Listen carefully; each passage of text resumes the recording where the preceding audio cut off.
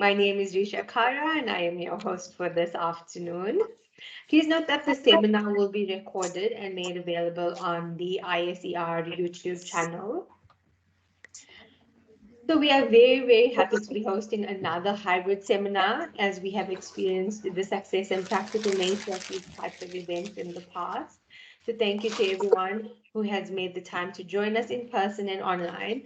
And we look forward to an engaging and eventful seminar or webinar. So one of the ISER's four key research areas is education and skills development. And this afternoon's discussion is well positioned within this key research focus. The presenter, Dr. Hampashe, recently completed a study which focuses on the link between instructional leadership and educational outcomes in South African schools. So now within this context of a sustained increase in mathematics scores within the country, the study explores the extent to which the differences in educational performances can be linked to specific instructional leadership styles.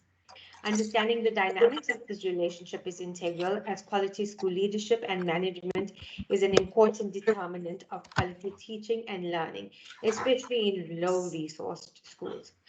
To sustain the noted improvements in the mathematics scores, it is important to understand why the upward trajectory in learning outcomes has occurred. So without any further delay, it is my pleasure to introduce our presenter, Dr. Dumisani Hampashe. And in addition to being a lecturer at the University of Fort Hare, Dr. Hampashe is a research associate at the Research for Socioeconomic Policy and at the Institutes for Social and Economic Research at Stellenbosch University and here at Rhodes University as well. So to add to this vast portfolio, Dr. Hampashe is also a qualified secondary school teacher. His research interests are embedded within the field of education and include quality of education and healthcare, inequality of educational outcomes, and developmental economics.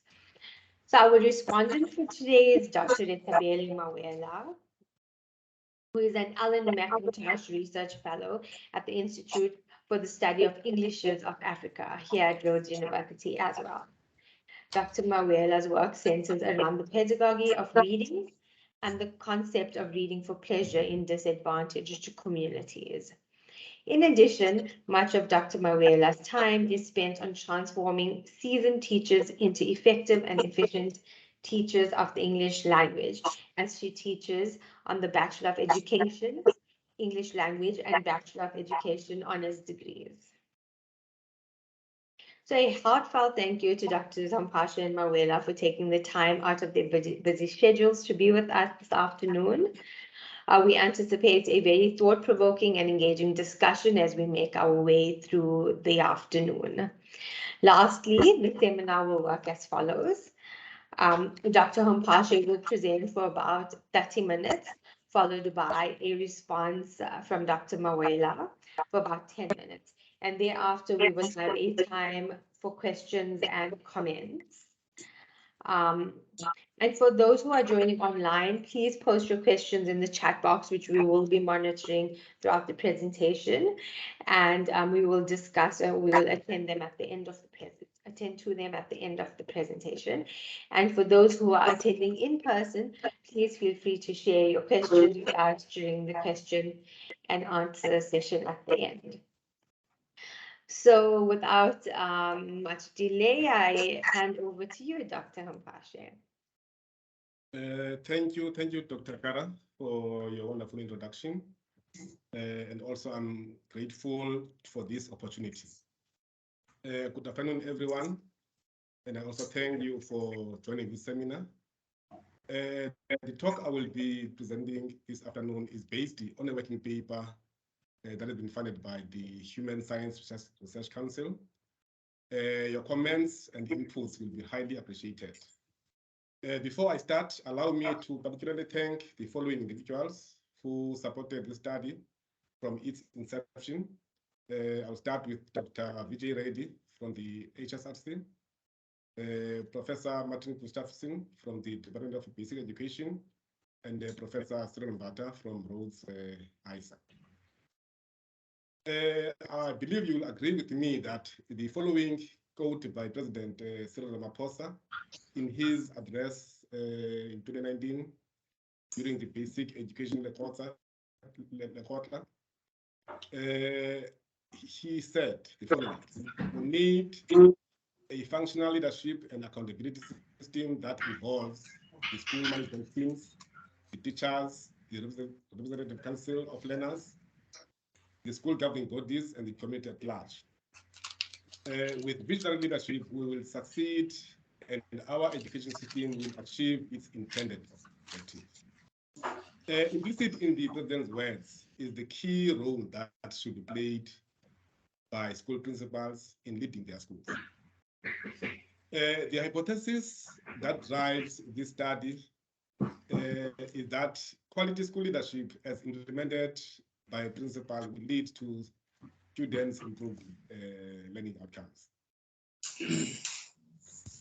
We understand that in the past, principals were regarded as managers and administrators who were preoccupied with issues of school discipline, financial management, school buildings, and so on. However, according to our country's national development plan, school principals are envisaged to be involved in curriculum leadership as well, which is the core business of the school. Principals must lead their schools to ensure that quality teaching and learning takes place and instructional time is always protected. You may be wondering what made us to conduct this study. This study came into being due to limited evidence on the impact of instructional leadership on learning outcomes in our schooling system. Existing research is small scale and relies on small samples. This research, therefore, serves as an expansion also to our earlier work on instructional leadership and student outcomes. This paper aims to investigate the improvement between 2 years, 2015 and 2019, grade 9 mathematics scores. We'll be using TIMSS, which is the Trends in International Mathematics and Science Study. We'll be using that data to explore the extent to which the performance gap is related to instructional leadership practices. And the following are the research questions that guided the study. The first one, what is the association between instructional leadership and student outcomes in South Africa? Secondly, how is the increase in South African grade 9 mathematics student learning outcomes associated with changes in instructional leadership? Over the past 2 decades, the South African government has shown its commitment to strengthen accountability of principals and schools. Over the same period, there has been noteworthy increases in academic performance by South African students, as shown by several international assessments. There are 3 important high-level policies I will highlight in this regard. The first policy is the sections 16A and 58B of the South African Schools Act. Secondly, we have the whole school evaluation. And thirdly, the school principals sections of the Quality Management Act. The key things about these policies is that they brought accountability on the part of the school principals by allowing them to report about their performance. The 3 international assessments in which South Africa participates shows that the performance of our students is improving. And these assessments are as follows. As you can see, we're having TIMSS, which is Trends in International Mathematics and Science Study. Then we're having PILS, which is the Progress in international reading literacy study, and then we're having SACMET, which is the Southern and Eastern Africa Consortium for monitoring educational quality in Southern Africa. Then looking in the figure there, which I took it from Martin, you can see there that from 2003 to 2011, South Africans team scores increased by 0.08 standard deviation, and between 2011 and 2015, it increased by 0.06 standard deviation. Then for SACMEC, that red line there has been an increase of 0.09 from 2007 to 2012. Even for peers, a similar pattern is demonstrated, as you can see the line below there. This shows that there has been a continuous upward trend in South African student performance over time. It is noteworthy that most of the gains of this increase are among the disadvantaged students who happen to form the lower end of the distribution of the scores. Although South Africa performed poorly in team assessment, the country showed noteworthy improvement at both the lower end and top end of achievement distribution, as I've shown in the previous. The ideal situation is where there are minimal quality differences between schools. Between school inequality is calculated by using the intra-class correlation coefficient, which indicates the proportion of the total variance in the outcome variable, being the mathematics scores in this case, that lies systematically between and within schools. A high intra-class correlation would indicate that there is considerable inequality between schools in South Africa. In the team's 2015 and 2019 data, the share of overall inequality attributable to between school differences in South Africa emerges as extremely high for a developing country.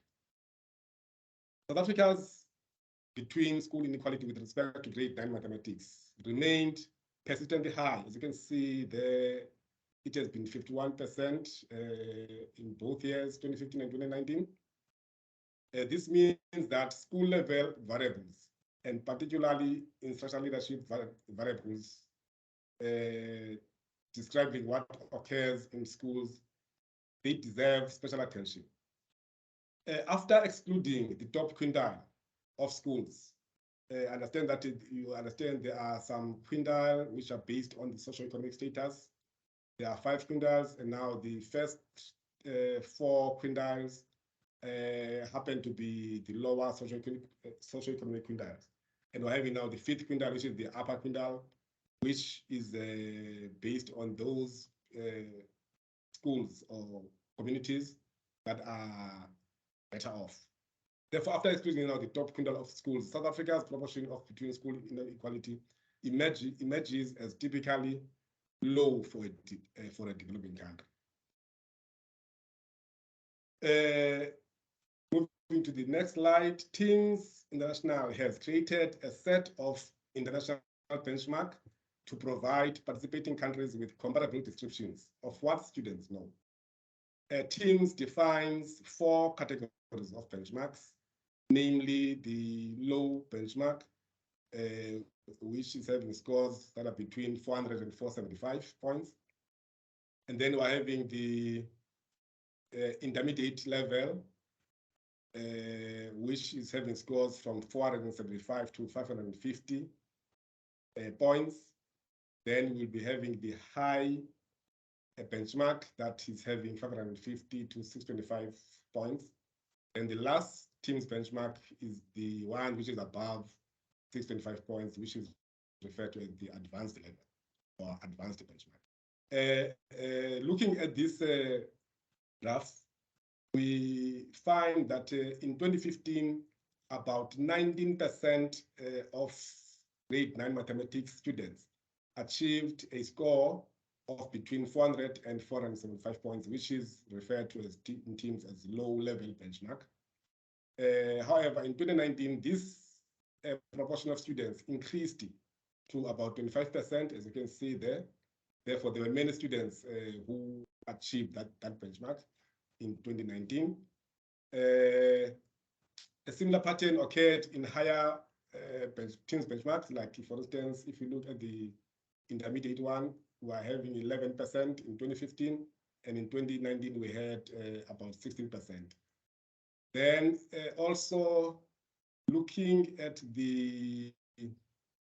those students who didn't achieve the low benchmark, whose marks were below 400. In 2015, we had about 67% of them, but in 2019, that number declined. That number declined. And now this indicates that there was a real improvement in terms of the mathematics for grade 9 in 2019, based on teams. Our paper is guided by this theoretical framework. Here, schools that practice instructional leadership with orderly and supportive environment and training, and with principals who have adequate experience and training, will have effective teachers that are guided by competent instructional leaders. Such school settings will ultimately lead to improved learning in schools, which is the basis for good life. Then going now to the data and the variables used, we use the TEAMS data, as I indicated. TEAMS is an international assessment of mathematics and science knowledge of grade 4 and 8 students.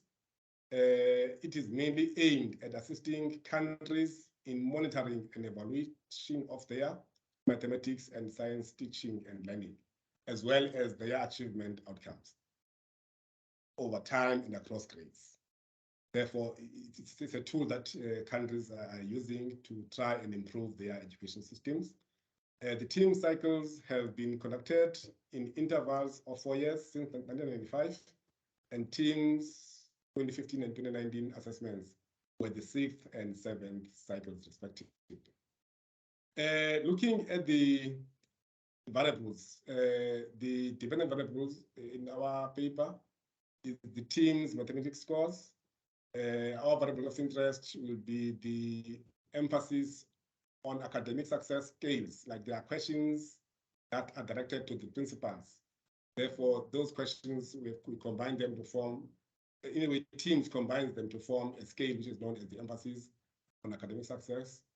Then also there are some questions that are based on school safety and discipline. And those questions are combined by teams to form this scale, which is called the school safety and discipline scales. Then we have the principal's educational qualifications. Those are the variables of interest. Then other variables, other covariates, we are having the student gender, student age, language of instruction spoken at home, presence of internet at home, socio-economic status, also whether the school is located in an advantaged area, and whether the school has a library. Methodology.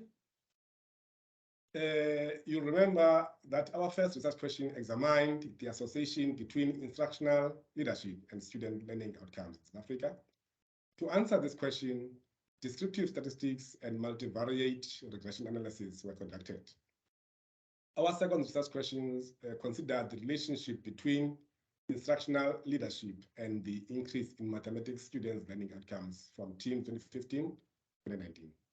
And to address this question, we used the Oaxaca blind data decomposition technique to analyze the association between instructional leadership and improvement in academic performance.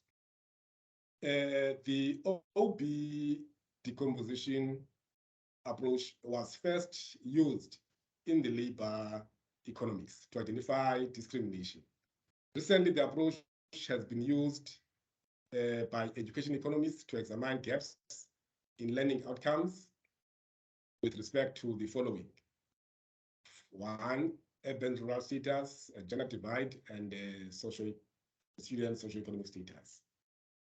The OB approach allows one to separate the incremental gap in test scores into two components. That is the explained components and the unexplained components. And the explained components can be described as the differences in observable characteristics of students. For example, some students happen to be taught in schools with high emphasis in academic success, while others are taught in schools with low emphasis in academic success. Those are the endowments that these students are having. Then the unexplained component means how such observable characteristics are better utilized. These are the summary statistics and regression outputs. The last two columns, which is the full sample, are for sensitivity analysis.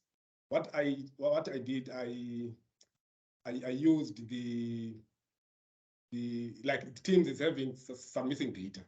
Therefore, you'll find that if you are using data which is having some missing observations, that tend not to be reliable. Hence, now I also use now this full team sample to look at what will happen in terms of the results. And I found that the results are not different from the sample now without from the sample with missing data. Therefore, now this full team sample is serving just as a sensitivity analysis. The table shows that leadership variables have an especially large association with achievement in both years. As you can see there, school emphasis on academic success and school discipline have strong association with achievement in both years. Also, living in an urban area had a positive and significant association with better mathematics performance for both years. Then going to the results of the AWACA blind decomposition. The purpose of decomposition was to investigate what changes may have occurred over time. That would explain the increase in teams' mathematics scores between the 2 years. The row totals, these totals here for the rows, they provide the overall influence of each explanatory variable. Column totals and row totals each produce the same unweighted value of 26.57, which is the change in the country's team scores based on the variable I used. We understand that the gap in the real teams in terms of the averages for 2019 and 2015, like in 2015, the average performance of our students in grade 9 was 389, and in 2015 it was 372. Therefore, the gap was 17 points. But now the gap here is larger than that, because now the variables that are used are very, very few. Note that we have, okay, the first column reflects the mean increase in 2019 scores if they are the same characteristics as in 2015. Like looking at this column, it reflects the mean increase in 2019 scores if they are the same characteristics as in 2015, which is now the mean difference between 2015 and 2019 multiplied by the 2015 coefficient. The increase of 8.69 indicates that the differences in the school level variables of all these variables anyway account for about 33% of the performance gap, which is still be now this figure 8.7 divided by this performance gap. Okay. Then the second column, which is the unexplained one, quantifies the change in 2019 scores when applying the 2015 coefficients to the 2019 characteristics. That is the difference between 2019 and 2015 coefficients multiplied by the 2015 mean. In other words, this column looks at the impact on performance gap between the 2 years based on 2015 characteristics. The changes in 2019 scores account for about 73% of performance gap. Like 19, this 19, which is the total of the unexplained, divided by this gap, is about 73% of the performance gap. And the third column is the interaction term that measures the simultaneous effect of differences in endowments and coefficients. Then now looking at the individual contributions to the explained component. The differences in school location and student age each account for more than half of the explained part of the performance gap. Looking at this, 4.6 for the advantaged areas, and also 6.11 for student age. Those differences, they account for more than 50% of the explained part of the performance gaps, whereas differences in principals, qualifications, and socioeconomic status do not seem to matter. The principal qualification now is insignificant, and also the other one, which is now the socioeconomic status, is also insignificant. Then differences in school emphasis on academic success contribute about a fifth of the explained part of the achievement gap. You can see that's 1.7 here. However, the difference in discipline and safety decreases the explained part of the performance gap by more than 20%, whereas the difference in the presence of internet at home decreases the explained part of the gap by more than a third. Then now looking at the individual contribution to the unexplained component, this component which is now in the middle. The impact on performance gap of studying in schools with high emphasis on academic success decreased from 2015 by more than a fifth to a relatively lower impact in 2019, which is this minus 4.19. Whereas the impact of studying in schools with discipline decreased by more than a third to a lower impact in 2019. However, the impact on achievement gap of being a student of appropriate age and female student increased by a quarter and an 8 respectively from 2015 to a relatively large impact in 2019. How do I interpret this? The negative unexplained values of school emphasis on academic success and school discipline does not necessarily mean that these variables are not impactful to the student outcomes. It may happen that we're just looking at 2 years, but if this now we can be looking at the impact of these school emphasis of these variables over a longer period, let's say now from 2003, maybe one can find them to be much more significant. The two instructional variables appear to explain much of the differential in scores between the 2 years. Areas of delivered success highlighted in the action plan to 2024 report reflect improved implementation of management and leadership in schools. However, high between school inequality means that that impact of these areas of delivered success are not equitably distributed in the entire schooling system. What are my takeaway points and the way forward? The inputs such as school emphasis on academic success, discipline and safety, schools located in advantaged areas, students of appropriate age, and students that are female seem to be important contributors to the performance gap. This means that there are important returns to some of the policy interventions that took place years ago. Remember, I talked about those Section 16A and Section 58 that were put as part of the policies, so that to make principals to be accountable. Therefore, such policies, I think, might have contributed to this improvement gap. Then also, in my results, I didn't show clearly, but in the results, the policy, it was found that in terms of the lower quintile, the instructional leadership variables were not that much of an effect. Therefore, policies should also focus on lower quintile schools regarding instructional leadership.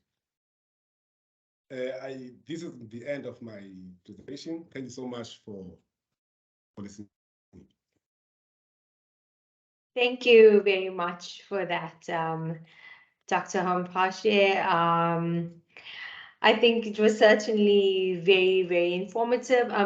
In the meantime, Dr. Mawela, you can go ahead and load your presentation.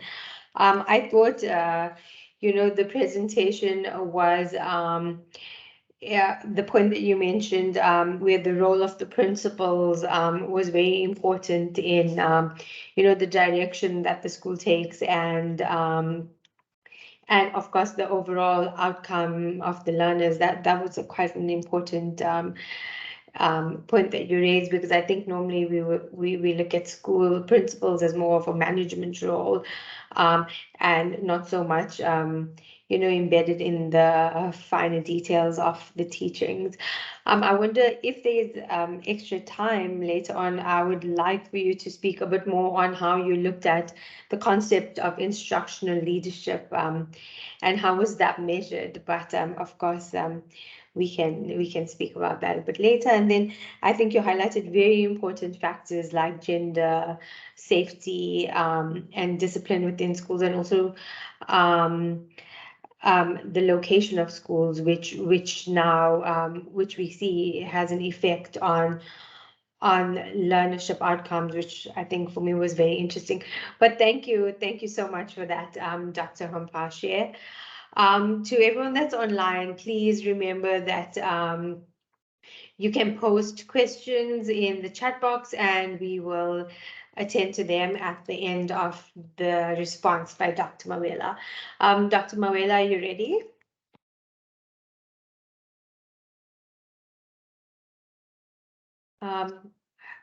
We cannot hear you.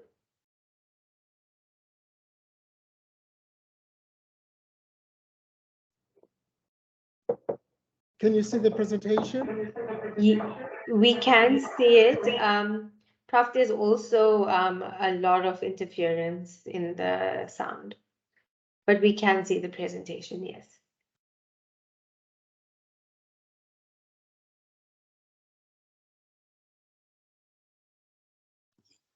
Can you hear me now?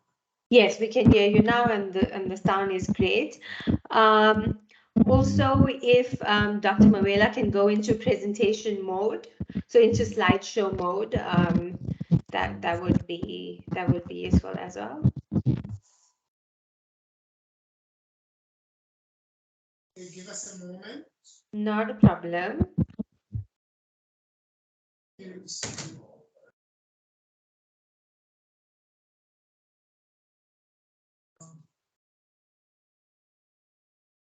This is the presentation now.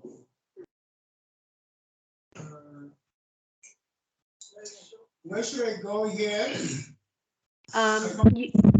You can go all the way to the bottom,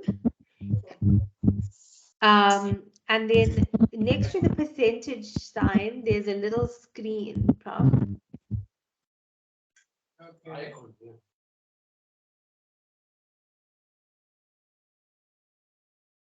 Okay, how is it now?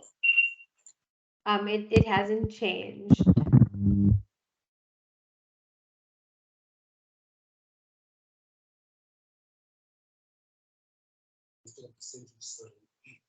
It's a percentage sign on the bottom. It's one of those icons. Sorry, if a second screen is attached, that could also be the reason. Yes, that's the projector on the screen. So let me just stop. Is it very bad on your side? No, so you're no longer sharing with us the presentation, Prof. Okay, just hold on. Okay.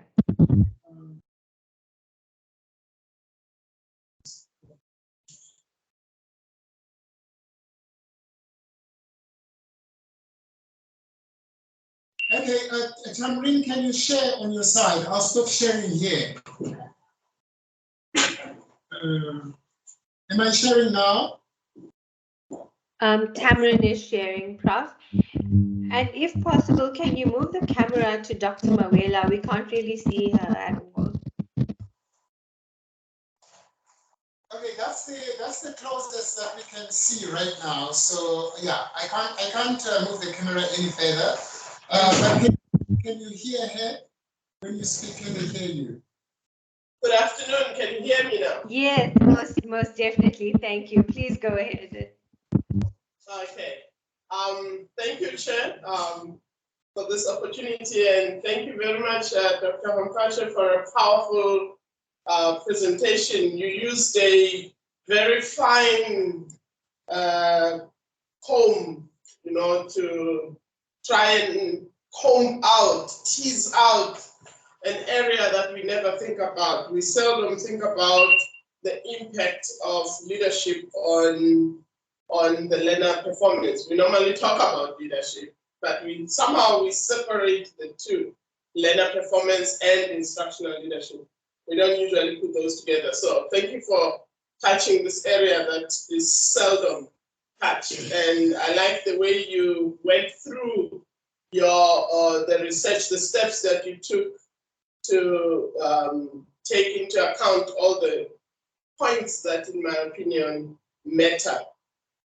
As I sat listening to you, I noted that if I were to go through the points that were useful, I might end up having to go through your whole presentation. And so in order to avoid doing that, I've just picked 1 or 2 points that I think are of interest to most of us listening to you this afternoon. One of the points that caught my attention was, it was interesting to note how TIMS 2019 indicates an improvement of up to 17 at some point, 17 TIMS points, and that this increase keeps going on and on. This is a beautiful point to note because it gives us hope as practitioners in basic education, in the basic education space, because the narrative over the years has been that on the headlines, everybody knows that South African learners cannot count and they cannot read. So it's good to note that whatever has been done, whatever is being done is producing good results. I just went to the next slide. Okay. Okay. Should we go to the next one? Yeah. Do that. Okay. I'm a developer in service, the in-service part of the education, the Faculty of Education here at Rhodes, and I teach English language in service educators. So my interest is mostly on the improvement in terms of English language teaching, and the graph, the PEARLS graph. Next slide, please. The PEARLS graph is not as hopeful as the one, the TIMS one. Of course, I agree with you, Dr. Hampashe, that there has been an improvement even in the reading part. PEARLS also shows improvement, especially the revised one, the recently revised statistics on PEARLS show an improvement even in the reading side. Next slide, please. Yeah. Okay. So the mathematics one, the TIMS one, in other words, shows a clear graph of improvement, and yet when you look at the graph for PEARLS, you are not as optimistic as you become when you look at the TIMS one. Even though there has been an improvement, even in reading, according to the revised graph, in May 2022, the Minister of Basic Education, Motshekga, indicated that because of the COVID-19 related learning loss there is not much hope as to what is going to happen with PEARLS 2021. Of course, the results will be will be published rather early next year, but already there's a feeling that PEARLS may not show any improvement. It might actually indicate negative performance because of the last 2 years, COVID-19 related lockdown, because of that learning loss. So yeah, there's that. However, the measure point that Next slide. the measure point or the main point that you and I take home from this presentation is that if I was a maths teacher, I would have put those 3 dots that are put therefore management skills equals good academic performance. Research does support what Dr. Hampashe has come up with, that good leadership skills impact positively on learner performance. So you've nailed it. You've done an excellent job on that. Thank you very much. Some of the, like I indicated earlier on, that I am in service. Some of the in-service educators that we teach are school managers. We try to equip them with good management leadership skills in our professional development modules. The testimonies we receive from them after the training show improvement in terms of quality of instruction and improvement in learner performance. I'd like to, I have there on the screen just an abstract from one of them. For the end of year exam, they normally compile a portfolio where they write reflective essays on how they feel they have developed. And this is one from this was in 2017, section C, reflective essay. I thought I should read that just to support the presentation you have just given us, Doctor. This student says, when I enrolled at Rhodes University, I was already the principal of a school and things were not going well. I'm going to read, skip the next paragraph. I'll go to the 3rd and the 4th. He says, before the development he received at Rhodes University, he says teachers would come late to school, others would sit in the staff room and not go to class during staff meetings. I would be the only one talking. And next slide. Oh yes, sorry, I skipped 2 paragraphs. I just wanted to, in the first 2 paragraphs, he explains how he learned and so on. But I think the main point I wanted to raise is in the 3rd and the 4th paragraph. So he says the learners would be absent from school. Those who came to school would stay till break time in order to get food, then disappear after break. There were many disciplinary meetings, and the fact that the parents are not involved in the education of their children made things worse. My school was always one of the worst performing schools in the circuit. The principal of the nearby high school did not hide the fact that learners from my school were not welcome at his school. Remember, he's the principal of a middle school. It ends in grade 9, and for grade 10, 11, 12, they were to go to a nearby high school, and they were not impressed. The principal of the other school would never be impressed. And he says, after this course, teachers, that's now the next paragraph and the last one, teachers come to school on time.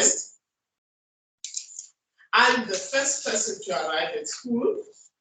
Staff meetings are lively and focused on the academic agenda because teachers are encouraged to bring their ideas. Learners come to school regularly, and teaching and learning takes place continuously. The results of the school have improved, and there is no tension among us. When he says us here, he means them as staff anymore. I'm thankful for the professional development, which has helped me to be a better manager of the school. I just thought about this when I was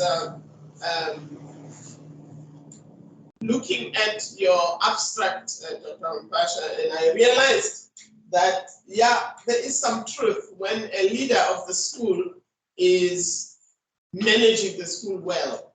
It somehow goes down to the performance that learners would do a good performance at the end. So I just wanted to use that to show that what you are saying is actually true. There is one question that keeps looming in my mind. Next. And the question is,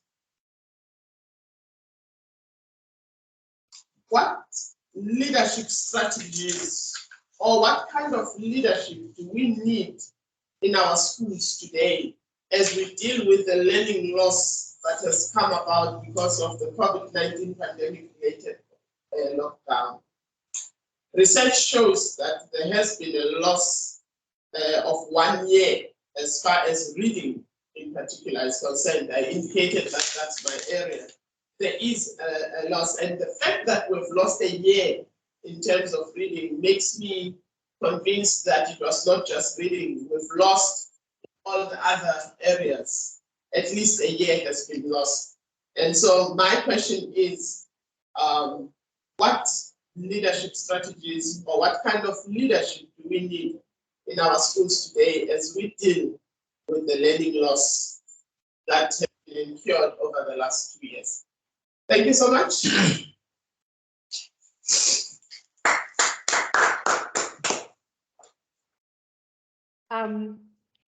Thank you so much for that, Dr. Mawela. I thought, you highlighted this link between the leadership. Dr. Kara, you're mute. Can you hear me now, Prof? We can hear you. Oh, thank you.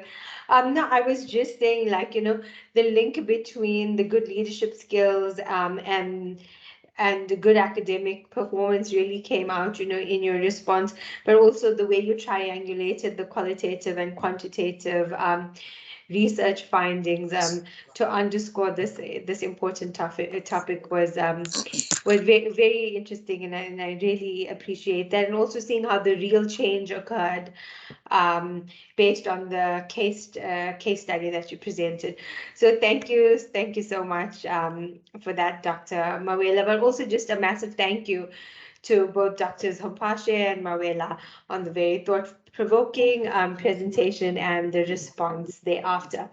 I think we're ready to go into questions.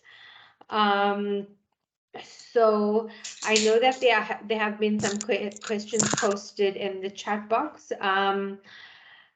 As far as I can see, the first question is for Dr. Mpashe. So the question reads, thank you for an important and clear presentation. One question, so on slide 11, where you describe your theory, you don't refer to how relations between the school principals and parents or community might contribute to better learning outcomes. So basically, would you say that this is an important aspect as well? Dr. Mpashe, do you want to respond to each question, or shall we do like 2 or 3 questions and then you can respond?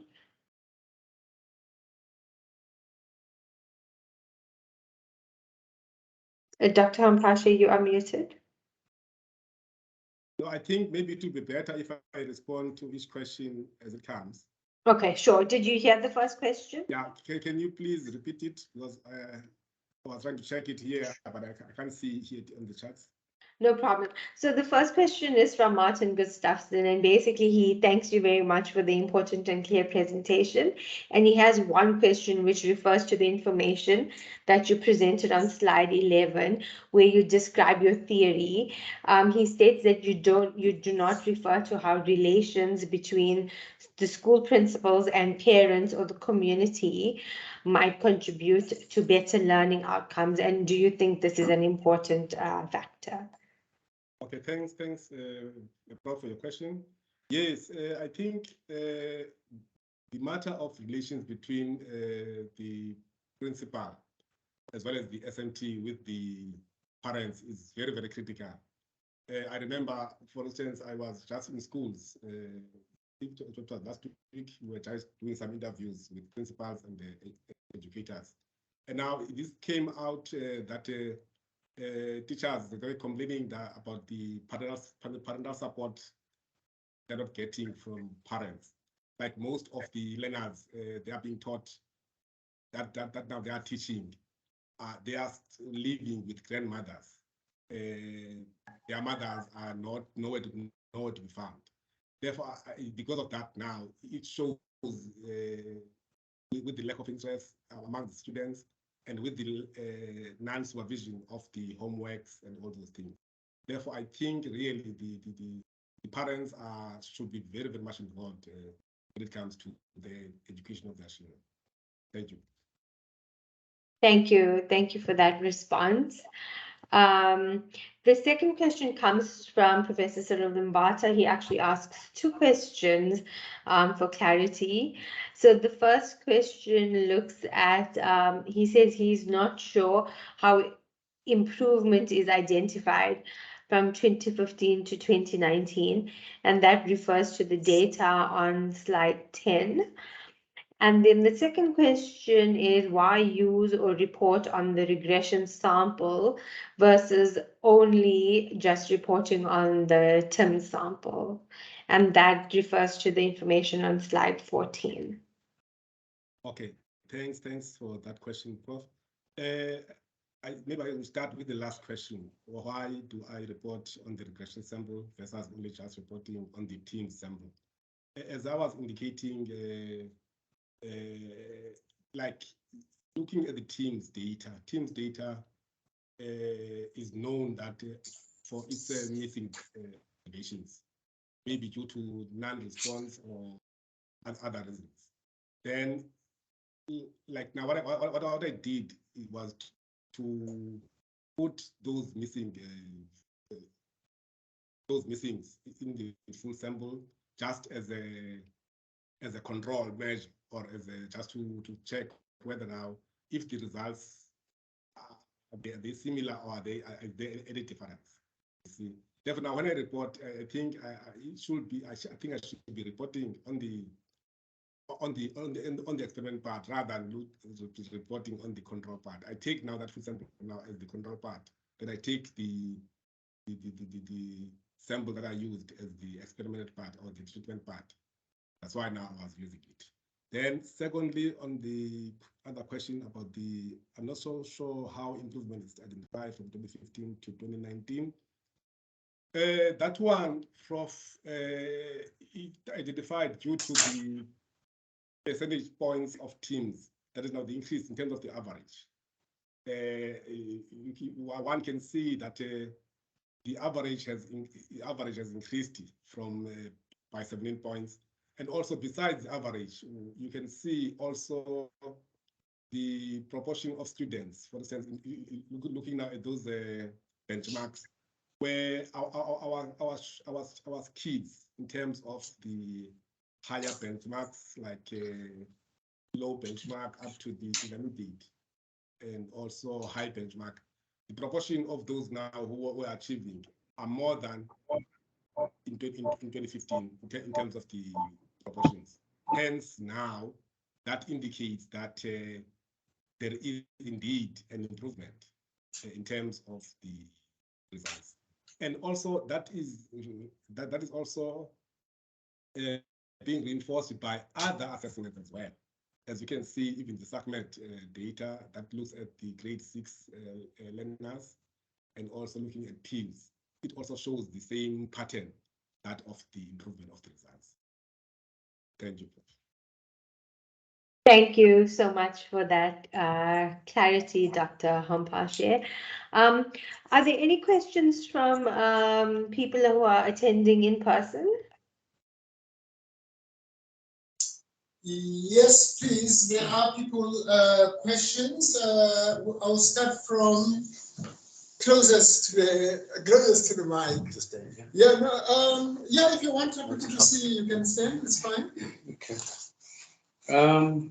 Yeah, good day, everyone. My name is Thabo Lusoro, and I'm just interested in this particular study. So my question relates to the research questions that were put forward by the first presenter. And my question in that regard relates to the data and variables slide. My question in looking at the variables of interest, how much consideration did the presenter give to teacher training as it relates to the subject and would you welcome a conversation that includes teacher training and learner training in what you refer to as a variable interest? Could we get in one of the slides about the three policies, the section, can there be elaboration on the section 16A and 58B of SASA? I know it's just written here as an acronym, but is there any way the presenter could maybe just help us through in unpacking the article sections of 16A and 58B? So far, those are my two preliminary questions. Thank you. Do you want to take the next question, or do you want to respond to this one? Okay, Prof, I think I can respond to this one. I can respond to this one. Can you hear me? Yes. Okay, thanks. Like, maybe I will start with the questions on teacher training. And yeah, I think that is also another important question. Like, for instance, in Teams, maybe this one I didn't explain it because of time. Like, there are some questionnaires that are being sent to schools to interview teachers, to interview principals and students as well. And therefore, there are some questions that deals with the qualifications of teachers that are there, which we can also use in the study. Therefore, I think what you are maybe we are suggesting now, maybe what if maybe we also include that one as the what you call the variable of interest, of which I welcome that suggestion is very much spot on. Then in terms of the three policies that you talk about, like the section 16A and the section 1658, like those policies are the policies that were introduced by the department in order to make the school principals accountable. Because you will find that previously in the South African Schools Act, there was nothing that was making now the school accountable for the results that they produce year after year. And also the other section 58, for instance, it also puts some measures whereby if a school continues to perform at a low level, therefore there should be some plans that the school has put in place to try and say what are they planning now to improve on their performance. And now there will be some schools which will be categorized as that now these are schools which are performing lowly. Therefore, what support can be done by the school? What support can be done by the circuit? What support can be done by the districts? You see? Therefore, in that case now, we find that there is an element of accountability that is being put in the schools, not just schools being left alone without any support in that regard. I don't know whether I tried to cover your questions. Thank you. All right. Should we go to the next question here on the floor? Yes, please. All right. Thank you so much, Dr. Mbashi. That was a very powerful presentation. And my question relates to what Dr. Mawela was saying, that we always sort of disalign the relationship between the learner performance and instructional leadership.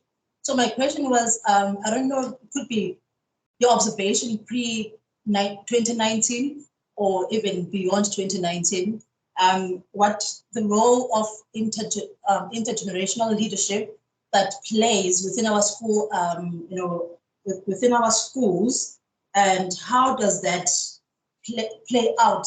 I don't know, I'm going to try and rephrase this. So the role of intergenerational leadership and how it plays out within the instructional leadership and the impact that it has of the learner performance. So this comes out because I work with a lot of schools, and there's so many young leadership emerging within our school leadership. And there's a disconnect between the older generational leaders that are there within our schools and how they take instructional responsibilities from the leadership of the school principals. So I don't know if you have observed that, and how does the instructions play out within that leadership spectrum? I think both the presenters maybe can contribute to your question, right? Yeah. Dr. Clara? Yes, Prof, I think that will work well. Maybe Dr. Mawela would like to go first. Dr. Mawela, any thoughts you've got on the... Mine was a question. She seems to have been echoing my question. She just puts it in a modern way. However, I do agree.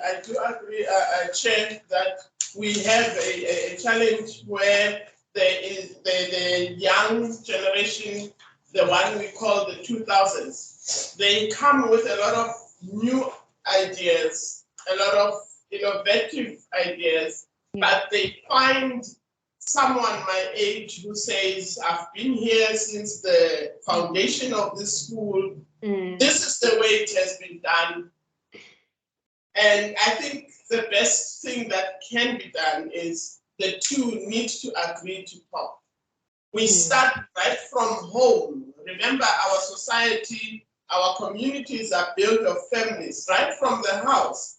The young person in the house and the old person in the house, the mother or the grandmother, must be able, we need to break that wall that seems to be there between the generations. We can still share ideas. There's something we can learn from the younger people, and the younger people still have something they can learn from the older people. For example, during the COVID-19 drama, there was a lot that older people benefited from, because the young people quickly switched on to WhatsApp, video calls, and the grandmothers had no clue what to do. It was their children or their grandchildren who were helping them. That was an example to show that there is something that both generations can put on the table. And I think in the instruction that Dr. Mpashe is talking about, instructional leadership skills that are shared, that needs to be included. People need to know that the two groups or the two generations can feed into one another. Yes, so working together to get a sort of best practice for the situation. Dr. Mpashe, would you like to respond? Yes, maybe I can just respond by this scenario that I just observed in one of the schools that I went to. Like there we were trying to look to address this issue of reading. Like we were talking to the foundation phase educators. And now the foundation phase educators, like we were there from grade 2, like when they were trying to look at the cause of this, they were in a way trying to put this thing of blame gaming, like blaming now the other people, now those who are grade 1. Maybe now they're not prepared, now the learners very, very well. And it happened that now those grade 1 teachers were old people, like they were almost in the retirement age. Maybe next year they will be retiring. But now, on the other hand, I just interviewed a young teacher in the same school. This teacher was saying that no, when it comes to this issue of reading, you cannot maybe put the blame on the old people who are teaching them, because now those are the people who are correctly placed now to nurture and take care of the young kids who are in their formative age. You see, therefore, now, like in fact, now when it comes to this issue of generations, each and every generation now has a part to play. We can't say that no, old people are outdated, or now they are coming out with old-fashioned things. Those people now are having a vast experience to share to the young generations. What it means, I think I agree with Dr. Mawela that now we need both generations come together and try to address whatever situation that we come across. We can't just have maybe young people on their own or old people on their own. Thank you. Yes. Thank you for that, Dr. Hampashe. I guess it always just reminds me of focusing on what's best for the students that you are trying to service at that time. We have one question in the chat box, if I can read it. Martin, I will get to you in 1 second. There's a question that says, do you think that the intergeneration of Indigenous knowledge could improve learners' performance?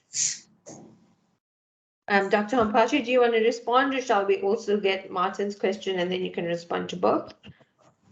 Yeah, just get Martin's question. Sure. Martin, do you want to unmute and speak your question? Thanks, Risha, and thanks, well, to both Dumisani and Dr. Mawela for interesting presentations. Dumisani, yeah, my questions are for you. I have 2 questions. But before that, I mean, I must just say this is really important work. We've had this experience of changes in the right direction in things like mathematics and reading and so on. So it's we all accept that we need to improve, but because we've had these improvements in the past, it's so important to look back, and that's what you are doing, and it's really difficult. I mean, there are not a lot of recipes for doing this kind of work, I mean, I must say that to some extent these international programs are a little bit naive or a little bit deceptive. They tell you that, oh, with this background data, you can answer questions as to why the situation is improving. It is not easy, as I'm sure Dumisani, yeah, you've discovered, I've discovered. So, so Dumisani, I mean, I think you're taking an economics approach to this, which is great, and that's one way of doing it. I mean, there's obviously one can take a more historical approach. Because really what we're doing is writing history here. So question 1 is, what would you like to do beyond this to look at this important topic of the role of school leadership in the past, but also other factors, because obviously school leadership works in conjunction with many other factors. My other question is your paper and your presentation perhaps about secondary schools only? Because TIMS is from the secondary level, and accountability works quite differently at the secondary level compared to the primary level because of the matric exam and all the hysteria around that process. Primary schools tend to have quite a different dynamic, I think. Would you agree with that? Yeah, thanks. Thank you for that, Martin. Dr. Hampashe, so you have 3 questions to answer. Please go ahead. The floor is yours. Okay, thanks, Dr. Farah. Thanks, Martin. Maybe I will start with Martin's question, then I will go to the chat to answer that question about indigenous knowledge. Thank you. Firstly, what would I like to do beyond this in terms of the instructional leadership? I think what I want to tease out more about this is to look more critically at the unexplained part or component of this OB analysis, because to me, my results, they are not so clear-cut in terms of that element. And I think maybe it might be due to the fact that when it comes to these questions, these questions are questions asked now to the principals or teachers. These questions are self-answered questions.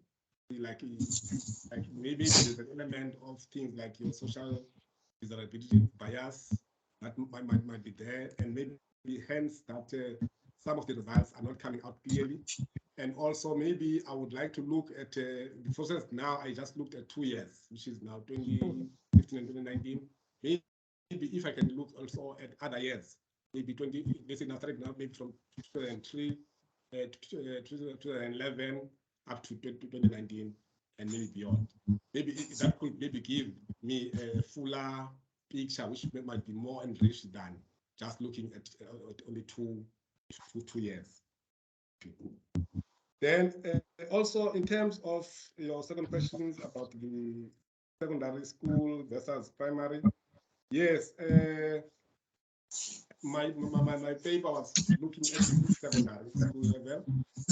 I think there are different dimensions really when it comes to the accountability. Like for instance, you'll find that in the primary schools for the most of the part in terms of our history, they were not being looked at in terms of the learner outcomes.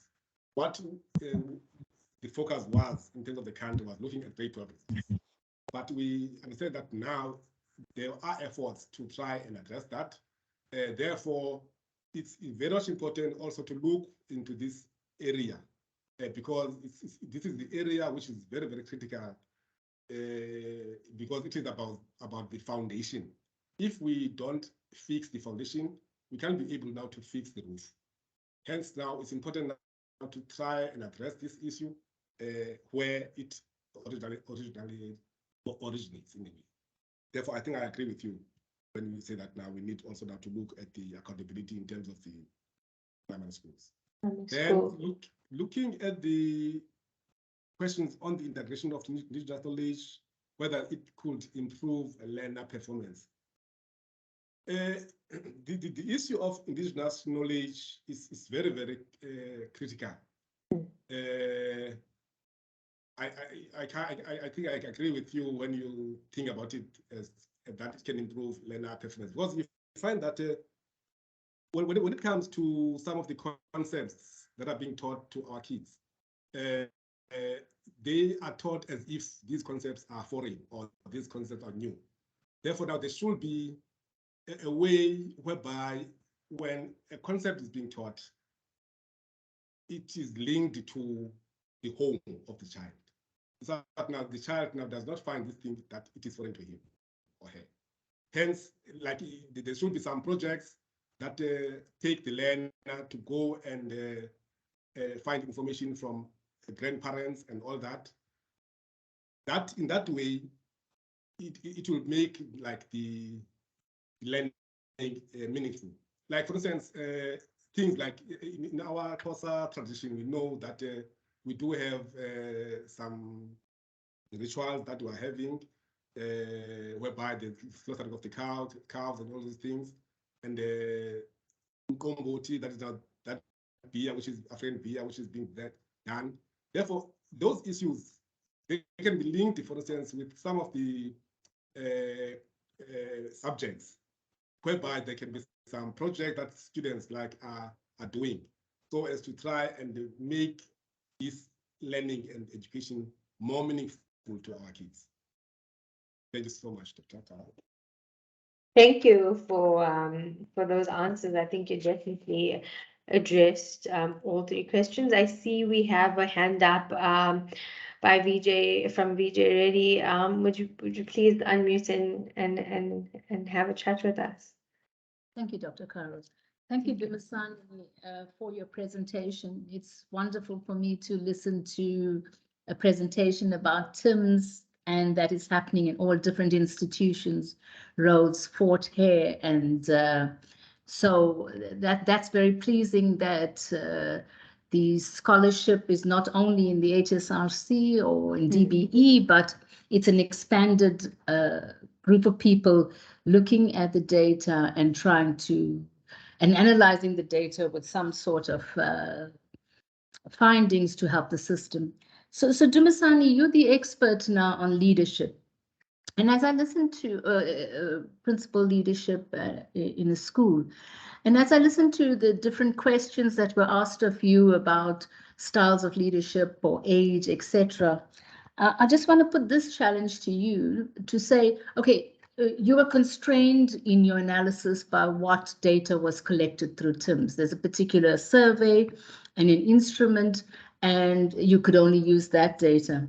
Now, suppose you could influence that instrument, even if only for the South African data. What other questions would you like to see in the survey that could enhance your analysis and could enhance the kinds of, or those unexplained things, etc. So what would you want to put into that instrument to have a more robust explanation, a more robust link between leadership, principal leadership, and achievement? Thanks. Thank you for that question. It's definitely a very interesting question. Please go ahead, Dr. Mpashe. Okay, thanks, Vijay, for your question. This question really is it's a very thought-provoking question. I never thought about it, but I think I must think on my feet right now. I think one of the questions, but I'm not so sure whether this is currently on, because I've never looked at the home questionnaire, I must be honest. My analysis, when I looked at teams, I'm looking at the teacher questionnaire, student questionnaire, and principal questionnaire. I'm not so sure whether there are questions in the home questionnaire that are asking about leadership. For instance, you'll find that parents will be in a certain location, maybe in a rural area, but now they will be taking their kids to a school which is located in town or in a township. There should be some things that those parents have considered by moving now those kids to those areas. Therefore, questions like that are looking into those aspects. I think maybe they can be more enlightening, so as to be able to see how should our school in the rural areas as well as the township schools, how should they improve? Because parents, as I can say, like they are voting with their feet. Because if you look at most of the rural schools, especially I'm talking about the Eastern Cape, especially the area where I am, Kingdomstown, East London, and Case Kamau, you'll find that those areas, the schools there, most of them now are empty and most of them are closing because parents have removed now their children now to those schools in towns. Therefore, schools that questions that can tease that out, maybe they can be very much revealing in terms of this issue of school accountability and also school performance. I don't know whether. Yeah, no, that's very interesting, and I think Martin also threw you a challenge to conduct this analysis with primary school data, the grade 5 data, and for the grade 5 learners, their parents also complete a questionnaire, and they do rate some things on this about the school, but going forward again, one could ask the kinds of questions that you are raising. But thanks, Dumisani. Thanks. Thank you for that question and response. I see Professor Mbata, I think he posted a comment. He said, with the possible impact of age differences of leaders on leadership, I wonder if the data is big enough to tease out how younger leaders are performing differently from older leaders. That's also very interesting. Dr. Mpashe, would you like to respond? Yeah, I'm not so sure, but I think in the current data, if I'm not mistaken, there is some questions about the age. I'm not so sure whether it's the age of the teachers or the age of the principals. But there are questions about the age. But if there's no age of the principal, maybe that question maybe should be also be looked at, so as to try and tease out that difference between the performance of those who are young. But I think the question now which is there is it looks now at the experience, which I know, just now asking about the principal experience in the school, as well as this, in the schools where the principal is currently in. And also now there's another question which asks now the principal experience in general. Therefore, maybe there should be a question that may be asked about the age of the principal. I think I support that. Yes, and that would also then address the question of the intergenerational differences in leadership that we've been chatting about. Thank you for that, Dr. Hampashe. So there are no more questions in the chat box. Are there any questions from anyone that is attending in person?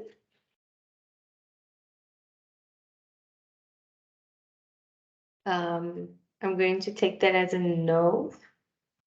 Okay, cool. I see a thumbs up. Thank you, Dr. Mawela. So then I think this safely brings us to the end of our discussion. I think everyone would agree that it was definitely challenging, thought-provoking. It raised a lot of questions for the presenter for Dr. Hampashe to move forward with his work, but also just for us as attendants to think about going forward. So a massive thank you to everyone who joined us this afternoon, and once again, thank you to Dr. Hampashe for sharing your important work with us, and thank you to Dr. Mawela for the well-crafted response. Please follow our social media channels, and the recording will be made available on YouTube. We also have a LinkedIn page. Yeah, I think it's LinkedIn and the YouTube channel. So yes, thank you very much, and have a great afternoon, everyone. Thank you for attending. Thank you so much. Thank you.